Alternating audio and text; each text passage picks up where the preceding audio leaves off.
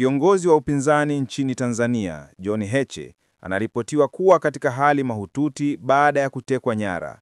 Taarifa hizi za kutatanisha zinakuja siku chache tu baada ya tukio la kutekwa kwake nyara, wakati alipokuwa akihudhuria mazishi ya kiongozi wa upinzani wa Kenya, Raila Odinga. Hali yake imeelezwa kuwa ni mbaya sana, huku kikiwa na wasiwasi mkubwa kuhusu usalama na ustawi wake kufuatia kitendo hicho cha kinyama. Utekaji nyara wa Heche na hali yake ya sasa umeibua mjadala na taharuki kubwa miongoni mwa wananchi na jumuiya ya kimataifa.